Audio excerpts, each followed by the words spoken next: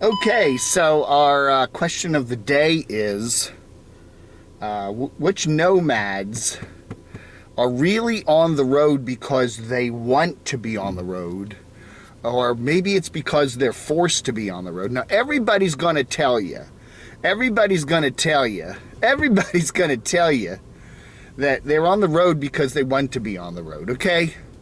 But we do see, and again, I'm not going to mention any names here, but we do see nomads that, oh, there's a Fiat 500. Nana's 11, Fiat 500. Nana has a Fiat 5. I'm seeing a lot of Fiat 500s around Morganton. Weird. That's the big one, though. There's a slightly bigger model. I like that. Anyway, they're hard to get repaired, I've heard. I don't know. Anyway,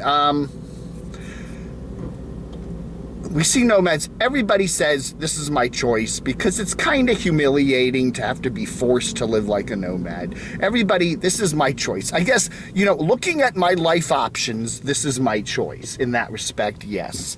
I'm unemployable. I can't hold a job. Whatever. My background prevents me. If you do a background check, oh, I got spider webs all over me. If you do a background check on me, you'll find that nobody will hire me. That kind of thing. So, in a way, they're kind of forced into it. It is a choice. Everything's a choice, I guess, but they're not. If they had a clean background and could get a background check.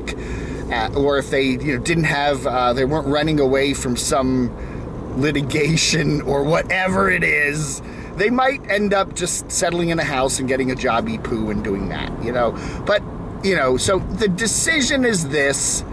There are the people that really love being on the road and they can afford it and they buy a beautiful RV and they go living and driving all over and that's that. And then you have the other people that are they're kind of forced into it. If you want to survive, I can't, there's no way I'll be ever hired for a regular jobby-poo, And it is true.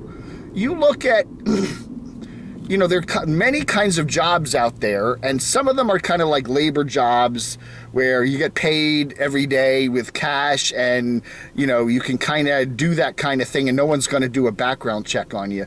But then there are other jobs, even menial-ish jobs, jobs that are not the greatest jobs in the world where you have to go through, you're working for a giant corporation, that owns a bunch of retail outlets or something. I don't want to say menial job. Again, it's not, no job's menial, but I'm saying a job that is probably not the highest paying in the world, that you maybe are an hourly worker or something like that. It's not the best job in the world, but it's not, even those good jobs, they do fairly heavy duty background checks, that's the corporate policy, so, but still, okay.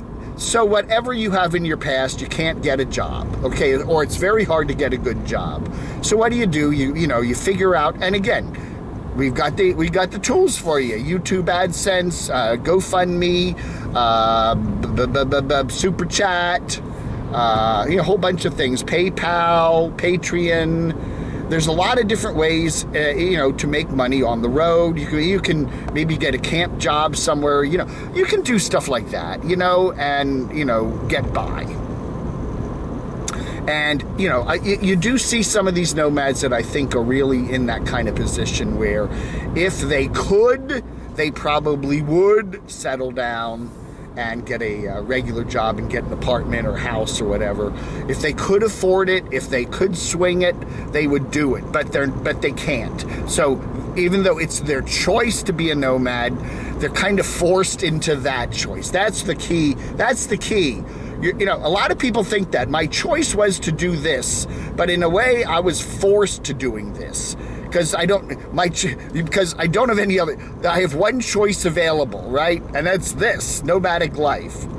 And I get that. Everybody has to deal with, you made, what is it?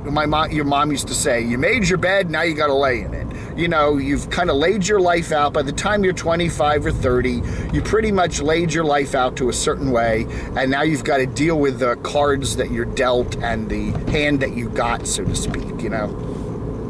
Anyway, I don't know. So we do see these nomads that, yes, technically it's their choice to live on the road, but I bet you that if they had a better credit history and didn't have certain things in their past, they probably wouldn't be living on the road, or maybe not full-time nomads. You know what I'm saying? They might be, you know, they enjoy the camping part of it, but they'd have a house and maybe a job or something like that. I don't know. Again, that thing with Bob, I always go back to what Cheap RV Living Bob said about, you know, and again, there's, you know, two types of nomads: those that decide to be, you know, their choice to be on the road, and then their choice to you know, for the force to be on the road, choice and force. But then there's a lot of gray in between those two choices, you know, like in life, nothing is yes or no, black and white. Everything's somewhere a shade of gray in the middle. Isn't that what the monkey said? Only shades of gray. That Peter Tork sang that, didn't he? Only shades of gray. Good song. But it's true. There's a lot of shades of nomadism. And again, we always get everybody coming at me with, like, he's not a nomad, he's a traveler. Or, you know, again, you can be the term nomad just means somebody who, I guess, doesn't have a permanent, I guess the key is not having a permanent residence and being I don't know. You know, a traveler is somebody who has a permanent residence but travels a lot, right? And a nomad is somebody who doesn't have a permanent residence and is literally traveling. I don't know. All the definitions or whatever. I do tend to be more fascinated by the people that live 24/7, 365 on the road, because that's kind of a whole big life thing. But we do see a lot of channels here where people are just weekend campers, or they go out once in a while. They have a van, they go out to a park, they have a nice weekend or a week or two out camping, and then they come home to their house. And that's okay. I enjoy those kind of channels too. You know, but the real meat and potatoes of what I try to cover here are the people that are doing it full time. That, you know, and again, then we have the people that, you know, don't have a house, but they have land. Okay, and then we have the people that don't have a house, but they have a prepper shack somewhere. So, again, various shades of gray in terms of residences. You know what I'm saying?